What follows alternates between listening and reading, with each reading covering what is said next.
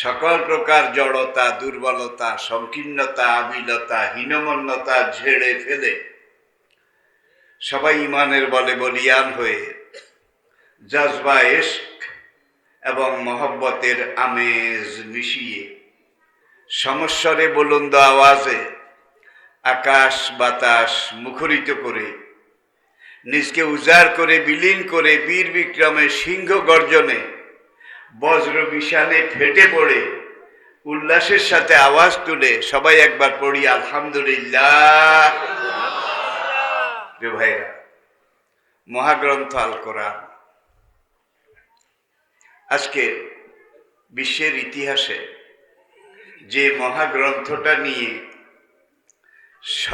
সবচেয়ে বেশি আলোচনা, পর্যালোচনা, পর্যবেক্ষণ, রিসার্চ এবং গবেষণা হচ্ছে, সেই মহাগ্রন্থটার নাম আল কোরআন। মূল আরবি শব্দ কারউন, দুই নক্তা আলা কাফ রা হামজা। কারণ শব্দের এখান থেকেই মাদ্দা, রুট। কুরআনুন, এটা এমন গ্রন্থ যেটাকে মানুষ জীবনে সবচেয়ে বেশি তেলাওয়াত করে থাকে, পড়ে থাকে।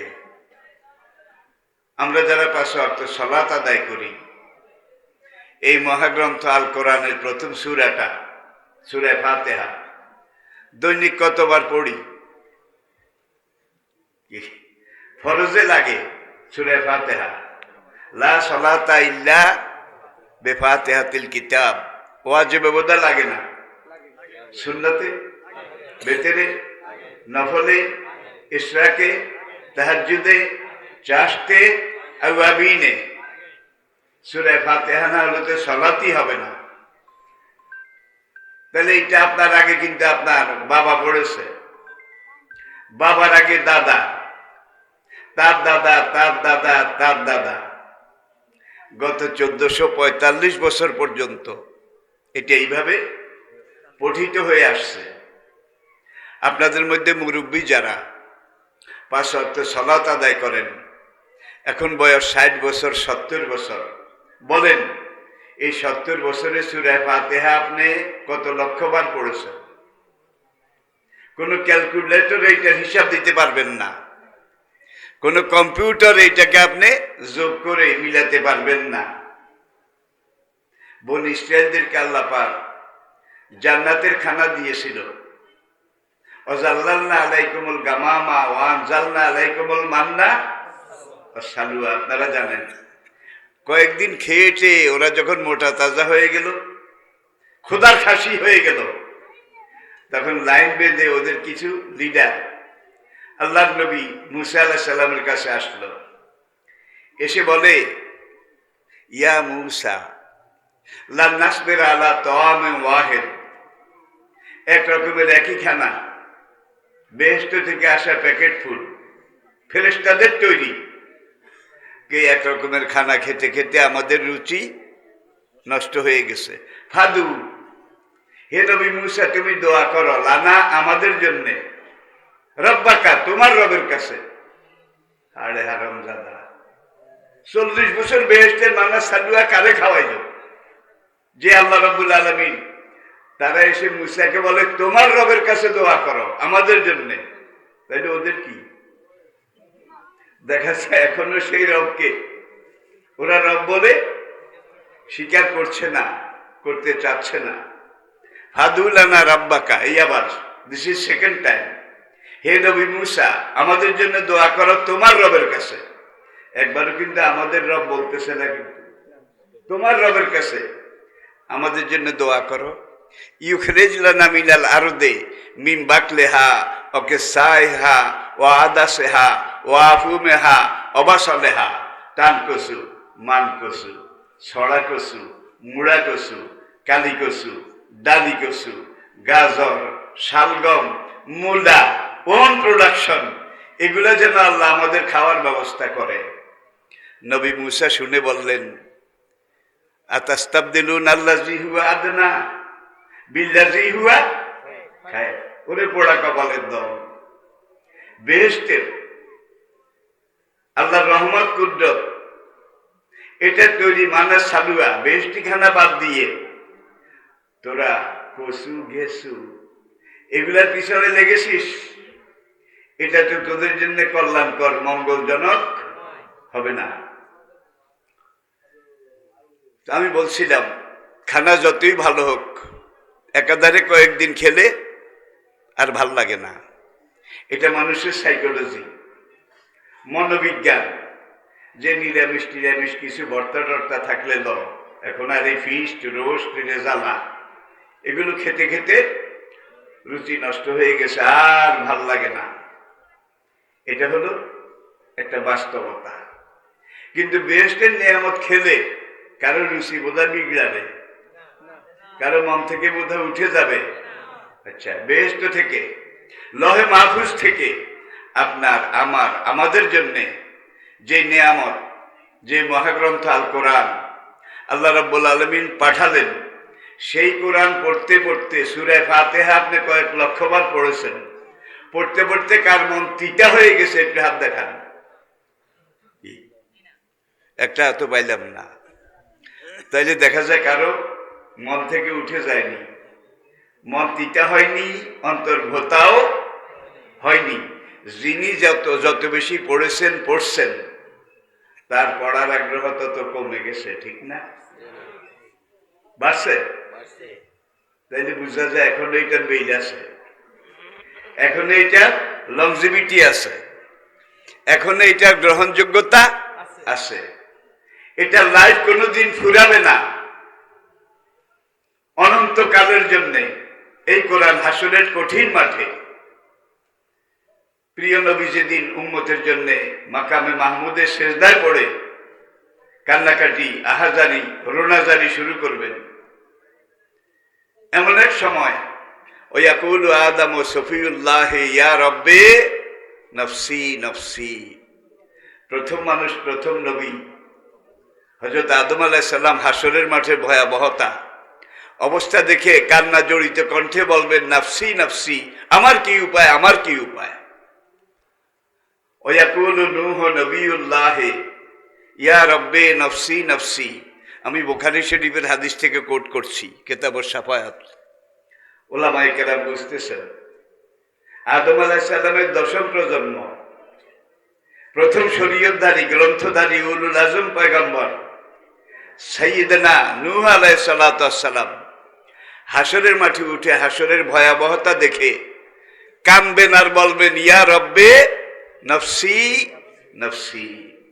ওয়াকুলু ইব্রাহিম খলিলুল্লাহ ইয়া রব্বে নফসি নফসি।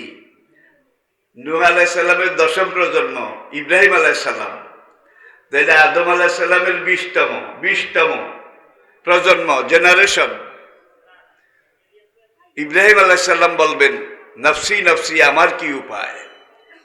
ওয়াকুলু ইসমাঈল যবিহুল্লাহ ইয়া রব্বে নফসি নফসি। ওয়াকুলু মূসা কালিমুল্লাহ ইয়া রব্বে নফসি নফসি। ওয়াকুলু ঈসা রূহুল্লাহ ইয়া রব্বে নফসি নফসি।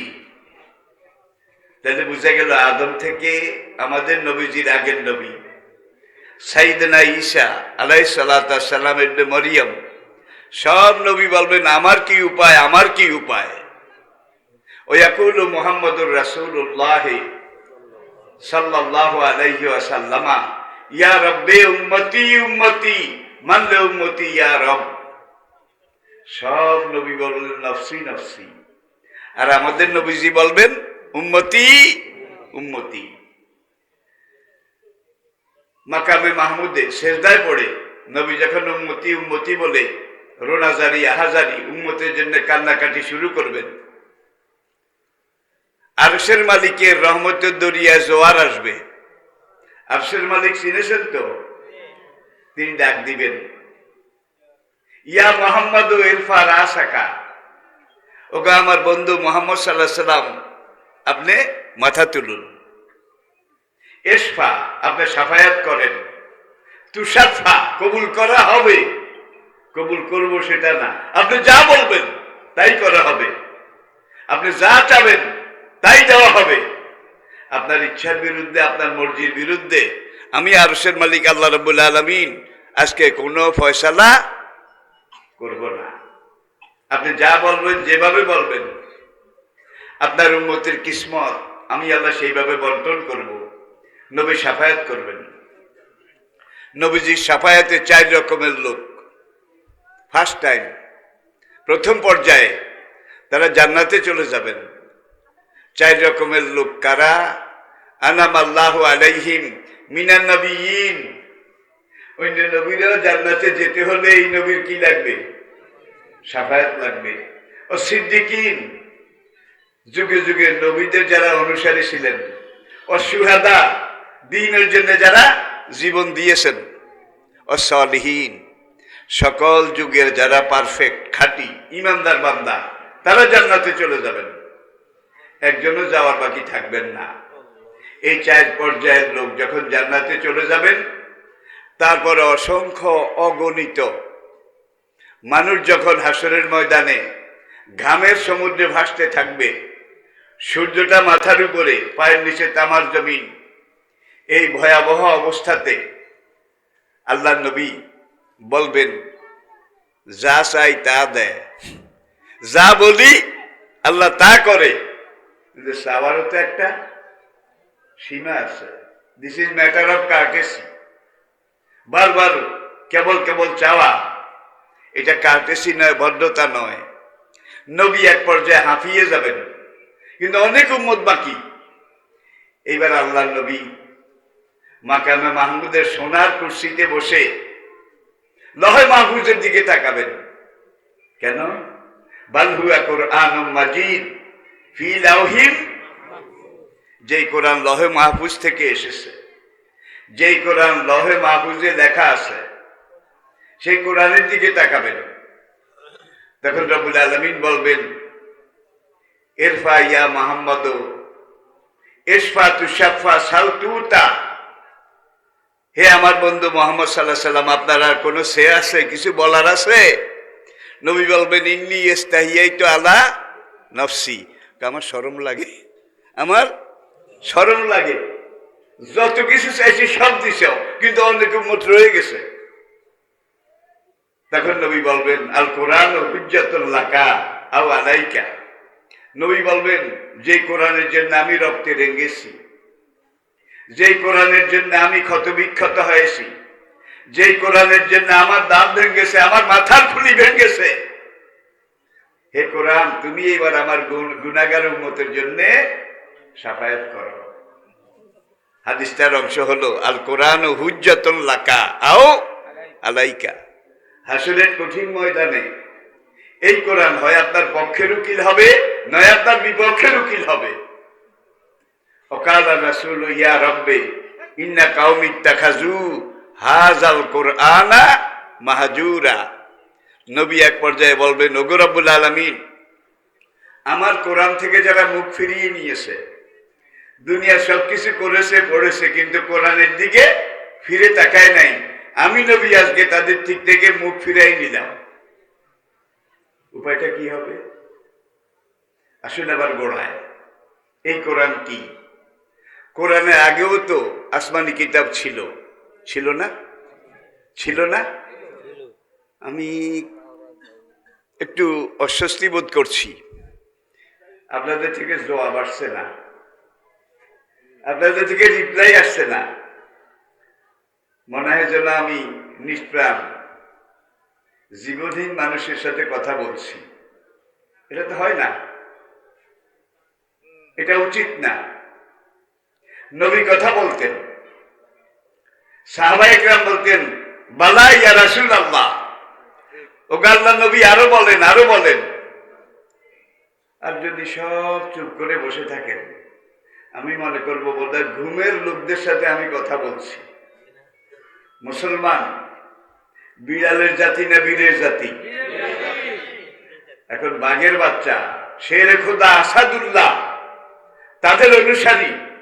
আজকে আমরা বিড়ালের বাচ্চায় পরিণত হয়ে গেছি, যার জন্য আজকে জঙ্গলের বান্দর, শুকর, তারা এসে আমাদের গায়ে লাথি মারে। তারা এসে আজকে আমাদেরকে নির্যাতন করে। কিন্তু যদি সত্যিকার মুসলমান হতাম, দেখি আবার আমারে কেউ তালেবান মনে করিয়েন না, আফগানিস্তানের উপরে আমেরিকা সুপার পাওয়ার, বোধহয় আরেকবার হাত দেবে কি? বাইরে ভাই হ্যান্ডম সব শেষ। সেকেন্ড সুপার পাওয়ার রাশিয়া, আফগানিস্তানের উপরে বোধহয় হাত দেবে। দুনিয়ার সব সুপার পাওয়ার মিলে আফগানিস্তানের উপরে বোধহয় হাত দেবে। খবরদার, আগুন আগুন আগুন। তাদের একটাই জিনিস ঈমান। তাদের ব্রিটিশরা দখল করেছিল। ব্রিটিশ যখন ব্রিটিশের পুরা পৃথিবীতে রাজত্ব ছিল, তারা দখল করেছিল, সেই পুরা দুনিয়ার মালিক আমাদের এখানেও ব্রিটিশরা ছিল তখন। তাদেরকে কুত্তার মতো পিটাই আফগানরা দৌড়াইছে। এরপরে রাশিয়া আফগানিস্তান দখল করেছিল, তাদেরকে পিটিয়ে দৌড়াইছে। তারপরে বর্তমান বিশ্বের সুপার পাওয়ার আমেরিকা দখল করলো। 20 বছর তাদেরকে এমন ক্যাশ কামায়, এমন মাইর দিয়েছে, 20 বছর পরে রাত 2:30টার সময় চোরের মতো না বলে চুরি করে পালিয়ে গেছে। আজকে আফগানিস্তান, তারা যে আফগানি মুদ্রা টাকা বানাইছে, এই আফগানি মুদ্রা ডলারের চেয়ে, পাউন্ডের চেয়ে, কুয়েতের দিনারের চাইতে কয়েক গুণ বেশি। দুনিয়ার কোন মানুষ, কোন দেশ এত শক্তিশালী মুদ্রা আজ পর্যন্ত বানাইতে পারে নাই। তাহলে খেলা শুরু, খেলা। আচ্ছা, নবীজির আর একটা হাদিস, ইমাম মাহাদি কোন দিক থেকে আসবেন? পরিষ্কার ভাবে নবীজি হাদিসে বলেছেন, পূর্ব দিক থেকে আসবেন। আরেকটা হাদিসে নবীজি বলেছেন যে ইমাম মাহাদি তিনি আসবেন আফগানিস্তানের দিক থেকে। আর নবী যে সময় হাদিসটা বলেন, তখন আফগানিস্তান বলতে বর্তমান পাকিস্তান, পুরো আফগানিস্তান, উজবেকিস্তান, কাজাকিস্তান, তাজিকিস্তান, এখন রাশিয়া পর্যন্ত এই পুরো এলাকাটা তখন আফগানিস্তান ছিল। তাহলে দেখা যাচ্ছে তারা সবাই সাথে খেলেছে, নাকি? সবাই সাথে খেলেছে। খেলে টেলে তারা বোধহয় হারিয়ে গেছে, নাকি টিকে আছে? আফগানিস্তানে হাত দেওয়ার সাহস আর কারো হবে না, আর কারো হবে না। আর নবী বলছেন পূর্ব দিক থেকে। সাহাবায়ে কেরাম বললেন, ইয়া রাসূলুল্লাহ, কোন পূর্ব দিক থেকে? নবী বললেন, খোরাসান, খোরাসান, খোরাসান।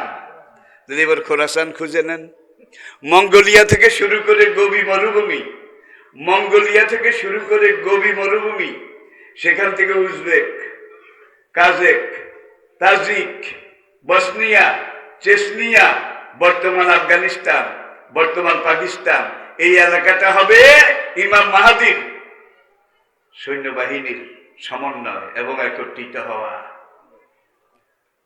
যে ভাইয়েরা, তাইলে আল্লাহ তাদেরকে ওইভাবে ট্রেনিং কি দেয় নাই? বোধ হয় তাদেরকে আল্লাহ তৈরি করতেছেন।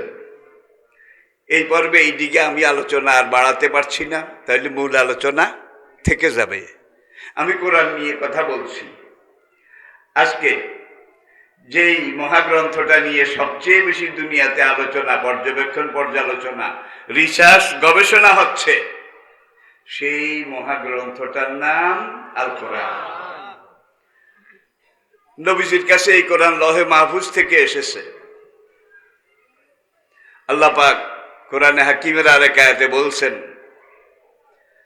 যে সানুলকি আলাইকা কাওলান সাকিলা, ওকে বন্ধু আমার, আপনার উপরে আমি এমন এক মহাগ্রন্থ লহে মাহফুজ থেকে নাজিল করতেছি, যেটার ওজন 7 তবক আসমান, 7 তবক জমিন, আসমান জমিন, 7 আসমান, পাহাড় পর্বত, সাগর মহাসাগর, মরু পারাবার, পুরা দুনিয়া একত্র করলে যা হবে, এই কোরআনের আজমত ওজন তার চাইতে লক্ষ লক্ষ গুণ বেশি হবে। নবীজি জিহাদে যাচ্ছেন, সফরে যাচ্ছেন, এমন সময় আতাহু জিবরাইল, পথে চলার পথে জিবরাইল আসলেন, এসে সিগন্যাল দিলেন, signal, I am coming, I am coming, আমি ওহী নিয়ে আসতেছি। এমন সময় নবীজির উঠতে করে মানি এইভাবে সেবা হয়ে যেত। নবীজি তাড়াতাড়ি উটের পিঠ থেকে নেমে যেতেন। নেমে ডানে বামে দেখে পাহাড়ের ডালে, পাহাড়ের কিনারে সপ্ত পাহাড়, যেই পাথরটা সমান মনে হতো, এইটার উপরে নবীজি শীত হয়ে শুয়ে পড়তেন। চাদরটা টেনে মুড়ো দিয়ে ফেলতেন। জিবরাইল একটা, তিনটা, পাঁচটা আয়াত নাজিল করে চলে যেতেন। কিছুক্ষণ পরে নবী যখন স্বাভাবিক হতেন, উঠে বসতেন। বসার পরে দেখা যেত যে এই পাহাড়ের ডালে পাথরের উপরে নবীজি শুয়েছিলেন, নবীজির দেহ মোবারক পাথরের মধ্যে অর্ধেক গেড়ে গেছে।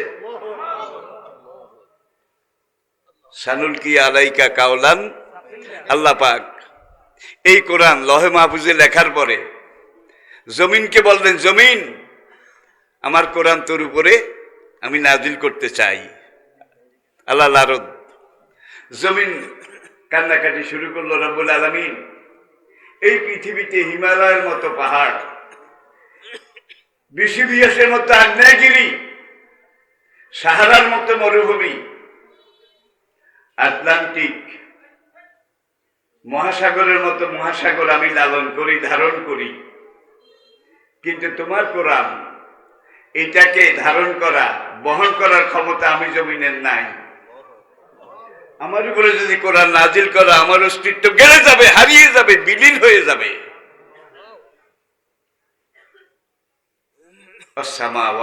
আমি আসমানকে বললাম, আল্লাহ বলেন কোরআনে, আসমান তোর উপরে নাজিল করি এই কোরআন। আসমান কেঁদে উঠলো, থর থর করে কাঁপতে শুরু করলো। রব্বুল আলামিন সূর্যের মতো এই বিশাল গ্রহ আমি আসমান আমার বুকে ধারণ করি, লালন করি।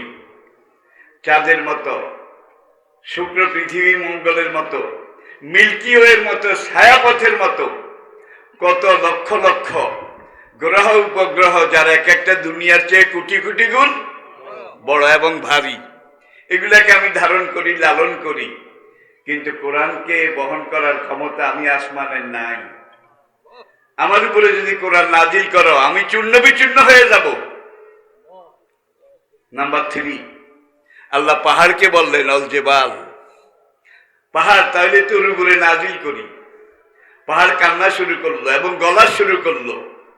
লারাআইতাহু খাশিআন মুতাসাদ্দিআন মিন খাশিয়াতিল্লাহ। তাহলে জমিন গ্রহণ করলো না, আসমান গ্রহণ করলো না, পাহাড় গ্রহণ করলো না। ও হামালাহাল ইনসান, আলমে আরওয়াতে মানুষের রূহ, আপনার আমার রূহ, সেখানে গিয়ে বলে রব্বুল আলামিন আমার মাথায় দাও, আমার মাথায় দাও। আল্লাহর রহমতে দরিয়ায় জোয়ার আসলো। যে বুদ্ধি নাই এক রত্তি, তোর সামনে আমি আসমানকে বললাম, জমিনকে বললাম, পাহাড়কে বললাম, তারা কেউ সাহস করলো না। আর আমার সৃষ্টির মধ্যে তুই সবচেয়ে দুর্বল। খুলেকাল ইনসানও জয়ীফা, আমার সৃষ্টির মধ্যে তুই সবচেয়ে দুর্বল। বিশ্বাস করেন, ছাগল গরুর চেয়েও দুর্বল। একটা ছাগলের বাচ্চা মায়ের পেট থেকে জমিনে পড়ে, গরুর বাচ্চা মায়ের পেট থেকে জমিনে পড়ে। মা ছাগি বোধহয় ফিডার খাওয়ায়, আলগা খাওয়ায় বোধহয়, জমিনে পড়েই মায়ের দিকে জিহ্বা দিয়ে চাটে, লালা টালাগুলা সরাবার চেষ্টা করে। বাচ্চাটা আস্তে আস্তে মাথা তোলে, দাঁড়ায়। দাঁড়াইয়েই সে মায়ের লেজ এটা খোঁজ করে না, লেজও চষে না, সে নিজে খুঁজে নেয় তার খাওয়ার জন্য অমৃত আল্লাহ কোনখানে রেখেছেন। সে জায়গা মতো গিয়ে মায়ের স্তন চুষে দুধ পান করে। ঠিক কিনা বলেন? সব পশুর বাচ্চাই তো এরকম, কিন্তু মানুষের বাচ্চা কত দুর্বল, কত অসহায়। ইন্নাল ইনসানা খুলিকা হালুয়া ইজা মাসসাহু শাররু জাজুয়া ওয়া ইজা মাসসাহুল খায়রু মানুয়া। ভাই, কোরআনের কথা শুরু আছে, শেষ নাই। এখন আল্লাহ বলে তুই পারবি না, পাগলের মাথা খারাপ, তোর সামনে ওরা নিল না এত শক্তিশালী হয়ে, আর তুই কস আমার মাথায় দে, তুই পারবি না, থাম। এইবার মানুষের রূহ সেখানে কান্নাকাটি, বিলাপ, রোনাজারি শুরু করেছে। সব মানুষের আত্মা রূহ এমন ভাবে কান্নাকাটি শুরু করেছে, মানুষের রুহের কান্নাকাটি দেখে আল্লাহ পাকের রহমতের দরিয়ায় জোয়ার এসে গেছে। আরে শরীরে শক্তি নেই 100 টাকা, আর মাথায় নিতে চায় কোটি কোটি টন। এটা মহব্বত। আমার মাথায় দাও। হামাল্লাহ আল ইনসান, আল্লাহ একবারে দেয় না, কোরআনটা মানুষের রুহের মাথার উপরে লাগাইছে। এই কোরআন নে হাত উঠা, মানুষের রুহ হাত উঠেছে। কয় কোরআনকে ভালো করে ধর, কয় ধরেছি। কেইবার সামনের দিকে এগিয়ে নে, কয় আগাচ্ছি। আচ্ছা ভাই, আপনার কাঁঠাল গাছ নাই, বুঝার জন্য বলছি। এখন আপনার একটা মাত্র বাচ্চা, সারা জীবনের কামাই আর নাই। এই ছেলেটা এসে একটু একটু কথা বলে, আধো আধো বাধো বাধো কণ্ঠে। আপনি বাজারে ব্যাগ নিয়ে রওনা করেছেন। সে বলে, আব্বু আমার জন্য বড় একটা কাঁঠাল আনিও, বড় একটা কাঁঠাল। এখন আপনি বাজারে গেছেন, আগর মাগর কারজান চাগে, চাল ডাল তরি তরকারি সব কেনার পরে আপনি 300 টাকা পকেটে আগেই আলাদা করে রেখেছেন। আমার জীবনের একমাত্র আদরের ছেলে, সে বলছে আব্বু কাঁঠাল আনিও। বলার সময় কিভাবে তার মুখে আমি হাসি দেখছি। সুতরাং আজকে কাঁঠাল কিনতে হবে সবচাইতে আগে, এবং ওজনি ভারী। আপনি ব্যাগের মধ্যে, টুকরির মধ্যে, ঝুড়ির মধ্যে পুরা বাজার সদাই ঢুকালেন। টুকরির ওজন মনে করেন 30 কেজি, 30 কেজি বোঝার জন্য বলছি। এইবার কাঁঠালের বাজারের দিকে ঢুকছেন, ঢুকে ভালো করে দেখে শুনে একটা মধ্যম সাইজের কাঁঠাল এইটা আপনি কিনছেন। কিনার পরে এইটাও টুকরিতে বাজার সদার উপরে লইলেন। কাঁঠালের ওজন 30 কেজি, মোট কত কেজি? যৌবনে আপনি 60 কেজি অনেক নিছেন, কিন্তু এখন আপনার ডেঞ্জারাস এজ, বিপজ্জনক বয়স।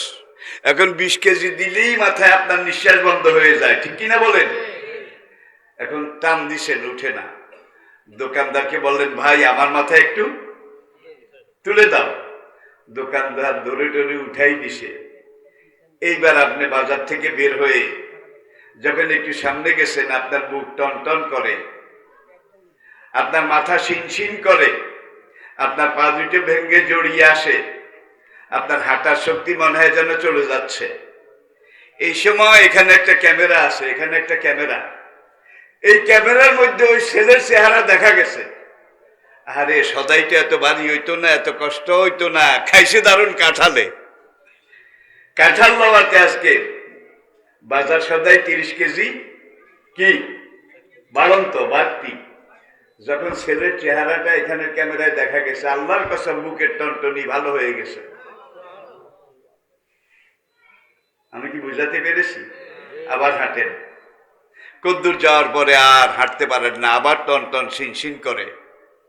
তখন আপনার ওই ছেলের কথা মনে পড়ে, বোঝা তো এত ভারী হইতো না, আজকে কাঁঠালের কারণে আমার বোঝা ডাবল হয়ে গেছে।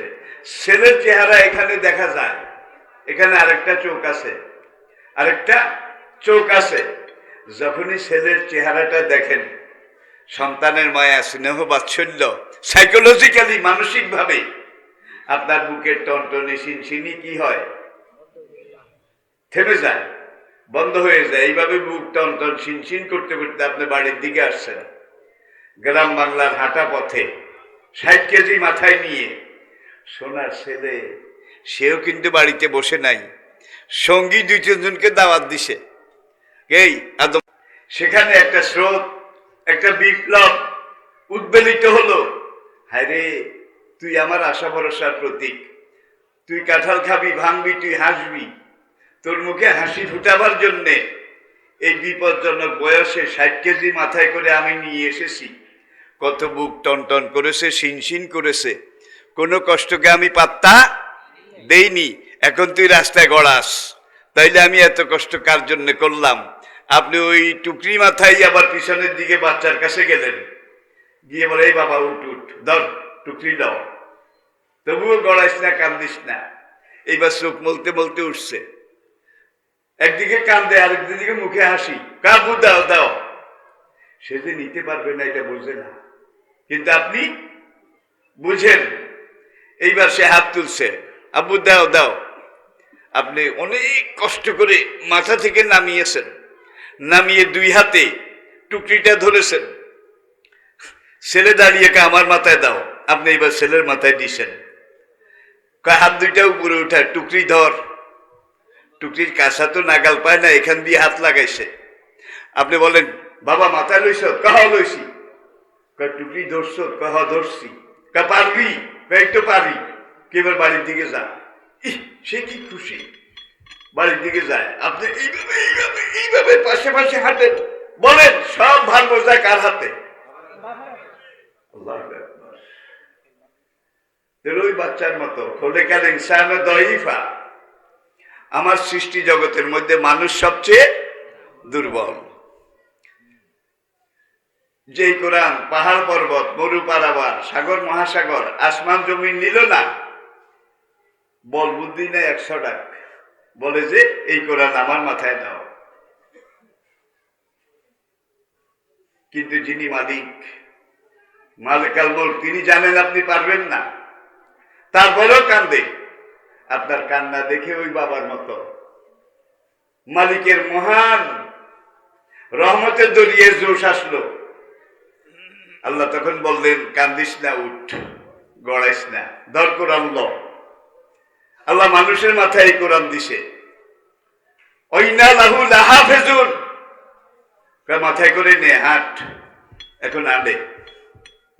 আন্নাল কুওয়াতা লিল্লাহি জামিয়া, মহান রব্বুল আলামিন কুদরতি হাতে ধরে রাখছে। আর ওই ছোট বাচ্চার মতো এইভাবে হাত লাগাইছেন। আল্লাহ কে পারবি? কই তো পারি। কিয়ামত পর্যন্ত বংশ পরম্পরায় কোরআনকে মাথায় করে এইভাবে এগিয়ে যাবি, সব ভার বোঝা আমি আল্লাহ আমার হাতে রাখবো। ইন্না নাহনু নাযালনা যিকরা ওয়া ইন্না লাহু লাহাফিজুন। এই কোরআন আমি নাজিল করেছি, কিয়ামত পর্যন্ত এই কোরআন হেফাজত করার জিম্মাদারি, দায়িত্ব আমি আল্লাহ আমার হাতে রেখেছি। যুগে যুগে আমরা ফেরাউনকে জানি, নমরুদকে জানি, সাদ্দাতকে জানি, আবু জাহেলকে চিনি, উতবা, ওলীদ, রবিয়া, মগীরা, সাইবা, সব কাফের, তাদের সম্পর্কে আমরা জানি। যুগে যুগে কোরআনের সাথে তারা খেলেছে, অনেক খেল খেলেছে। খেলে টেলে তারা বোধহয় টিকে আছে? টিকে আছে? তারা হারিয়ে গেছে। কোন জায়গায় হারিয়ে গেছে? মরে গেছে। মরে যাওয়ার পরে তাদের স্থান হয়েছে, তাদের কবরটা জাহান্নামের টুকরা হয়ে গেছে। কি? ফি নারে জাহান্নামা খালিদিনা ফিহা। আর সাহাবায়ে কেরাম যারা কোরআনকে ধারণ করেছেন, পদে পদে আল্লাহ সহযোগিতা করেছে, এই কোরআনের জন্য তারা জীবন দিয়েছেন, সব কিছু ত্যাগ করেছেন। এই সাহাবায়ে কেরামতে জমিনের নিচে শুয়ে আছেন। আল্লাহ ফেরেশতাদেরকে শোয়াবার সঙ্গে সঙ্গে বলছে, আমার নবীর সাহাবা, একজন সাহেবে কোরআন, কিয়ামতের আগ পর্যন্ত কোরআনের পক্ষে যারা কাজ করে যাবে, লড়ে যাবে, কোরআনের জন্য জীবন বিলাই দিতে প্রস্তুত থাকবে, আল্লাহ পাক বলেন তাদেরকে কবরে শোয়াবার সঙ্গে সঙ্গে মাটিতে এক চাপ দেবে। মাটিতে এক চাপ দেবে নাকি? তখন আল্লাহ বলবেন, খবরদার মাটি বেয়াদবি করিস না, ফরমাল একটা চাপ দে। এমন ভাবে আমার এই কোরআনের সাহেব, কোরআনের সঙ্গী, কোরআনের সাথী, তাকে এমন চাপ দিবি, বাচ্চা যখন মা কোলে নেয়, দুধের বোটাটা বাচ্চার মুখে পুরে দেয়, বাচ্চা চুক চুক চুক চুক করে মায়ের স্তন চুষে চুষে দুধ খায়। তখন মায়ের স্নেহ সমুদ্র উদ্বেলিত হয়, মা আস্তে বাচ্চাটাকে বুকের সাথে চেপে ধরে, চেপে ধরে, এমন ভাবে চাপে বাচ্চার কাছে আরো আরাম লাগে। আল্লাহর কসম, কোরআনের হয়ে যান, কবর আপনাকে মায়ের কোলের মতো চেপে ধরবে, কোনো কষ্ট আপনার হবে না। আপনি কোরআনের হয়ে যান।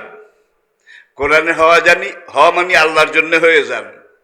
মানলাহুল মাওলা। এবারে আসেন কোরআন, ইনসাইক্লোপিডিয়া ব্রিটেনিকা, কাল পরম্পরায়, সময় পরম্পরায়, ইতিহাসের সবচাইতে নির্ভরযোগ্য পরিসংখ্যান encyclopaedia, encyclopaedia Britannica 9th addition, নবম সংস্করণ। সেখানে তারা লিখেছে, আপনি পড়ে দেখেন, মার্কেটে আছে, as a religious teacher, as a founder, as a ruler, as a leader, as a commander, as a lawgiver, as a lawmaker, as a justice, Muhammad.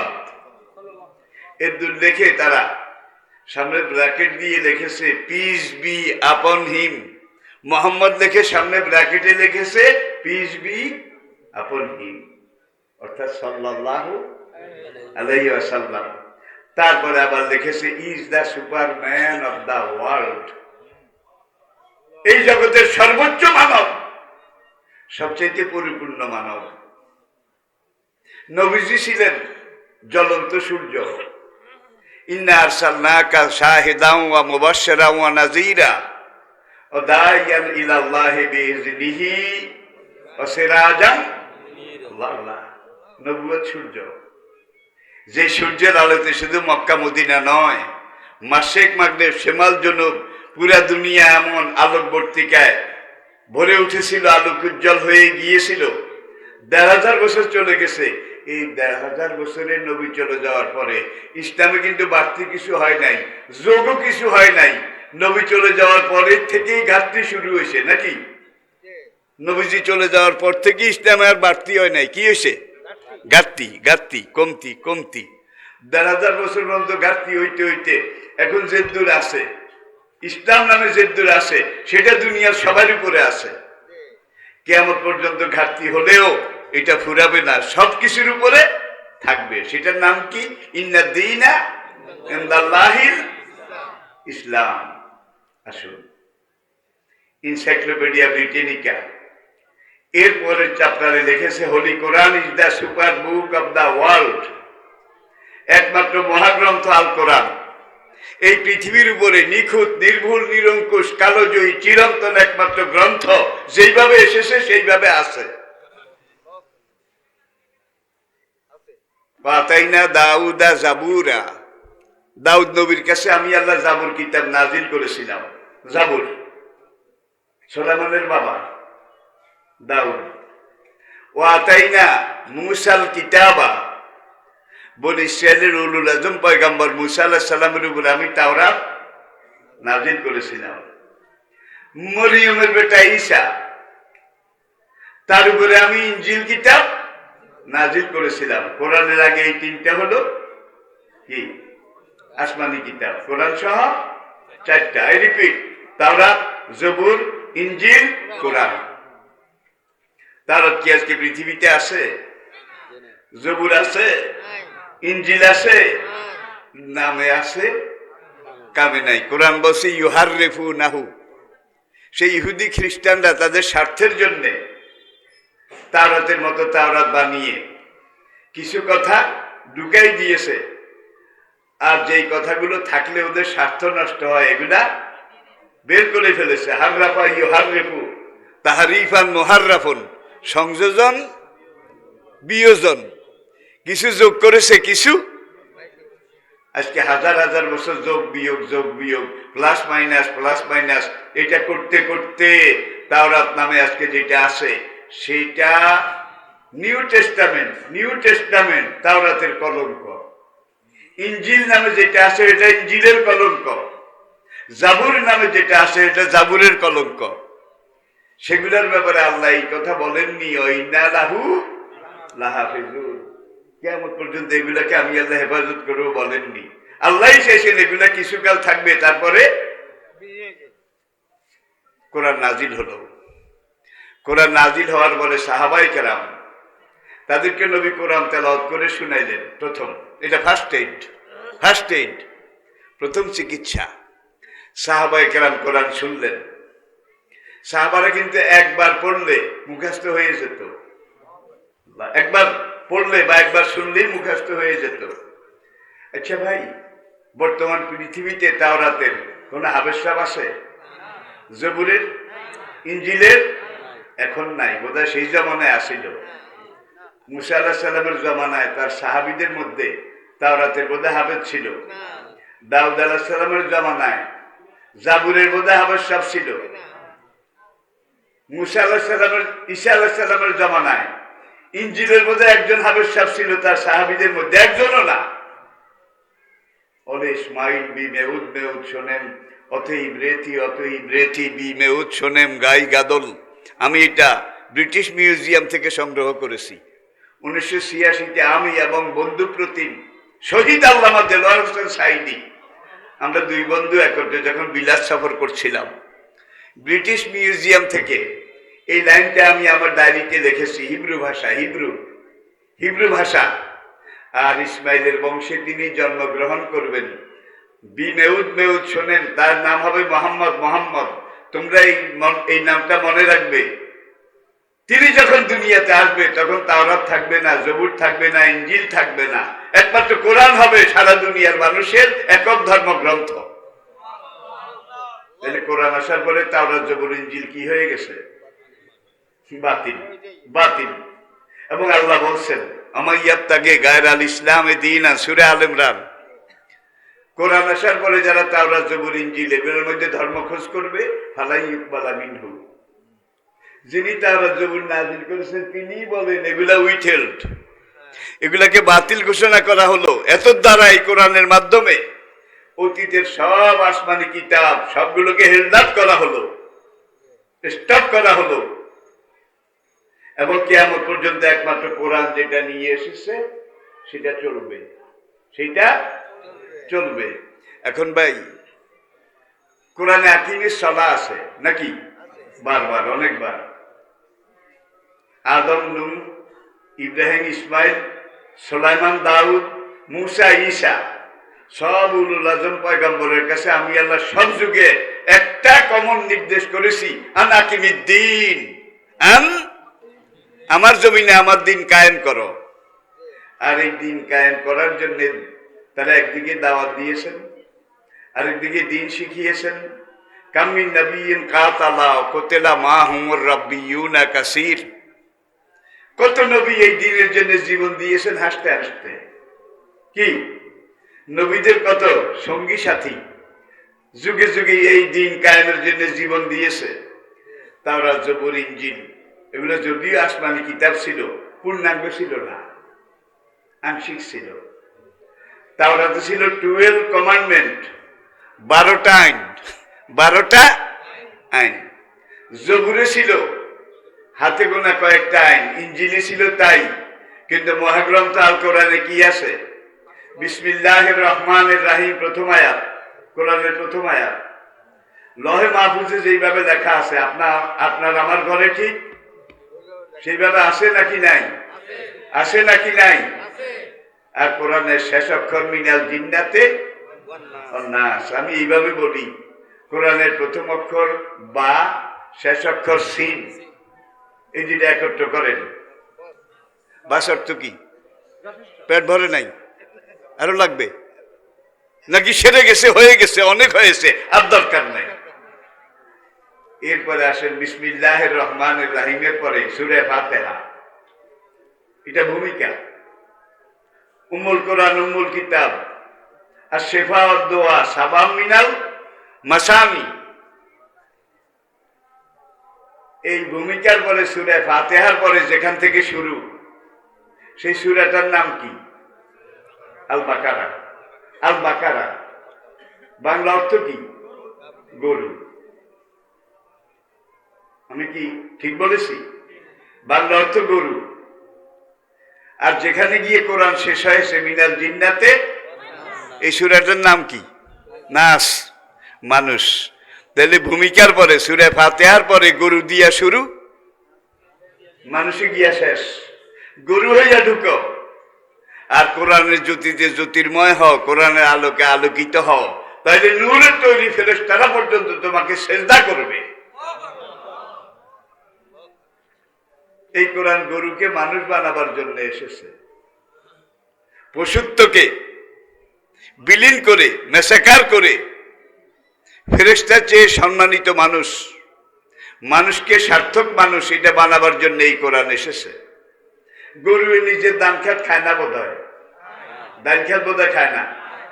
সকালবেলা আপনি গরু ঘরের দরজা খুলে রশি গুটিয়ে ডাল খাত বাড়ির সামনে সেখানে নিয়ে যান, নিয়ে গরুকে ভালো করে ওয়াজ করেন, গরু তোকে এখন রশি খুলে দেবো, মাঠের সব ঘাস তুই খাবি, ইল্লা হাজার ডাল খেত, এই ডাল খেতটা আমার, আমি ডালগুলো খাবো, তোকে খরবুশিগুলা খাওয়াবো, আমি মালিক বাঁচলে তো তুই গরু বাঁচবি, এই ক্ষেত্রে ডাল গাছ খাওয়া তোর জন্য হারাম, মকরু তাহারিমি, গুনাহে কবিরা। ওয়াজের সুরে বলেন না, ইয়া আইয়ুহাল গরু ইন্নী আকুলু লাকা হাযিহি জিরাতি লা তাকুল মিনহা শাইয়ান হাযিহি হারামুন লাক। এইখানে ওইখানে আরবিতে বাংলায় ওয়াজ করে টোরে গরু মনে থাকবে তো, গরু মাথা লাড়া দিছে, আপনি মনে করছেন গরু হেদায়েত হইয়া গেছে, রশি খুলে দিয়ে আসেন, গরু বোধহয় ডাল খেত খাবে না। এত ওয়াজ কারে করলেন, এত বুঝান কারে বুঝাইলেন? কোরআন বলছে এই কোরআন, এটা শোনার পরে বুঝার পরে যারা আমরু বিল মারুফ নাহি আনিল মুনকার না বোঝে, উলাইকা কাল আনাম, তারা গরু নয়, বাল হুম আদাল, তারা গরু দি গ্রেট, গরুর চাইতে খারাপ, গরু আপন পর চিনে না, ঠিক কিনা বলেন? জাপানে আমাকে এক বৌদ্ধ পণ্ডিত প্রশ্ন করেছিল, ওই যে বাংলাদেশে একটা গান, যেমনি নাচাও, মানুষ যা করে, মানুষের তো কোনো দোষ নাই, উপরে তো একজন আছে উপরওয়ালা, তিনি যারে তৌফিক দেন সে সেটা করে, তিনি যাকে তৌফিক দেন সে সেটা করে। তো তার বাসায় আমাকে দাওয়াত দিয়েছে চা খাওয়ার জন্যে, আমি গেলাম, খুব ভক্তি করত।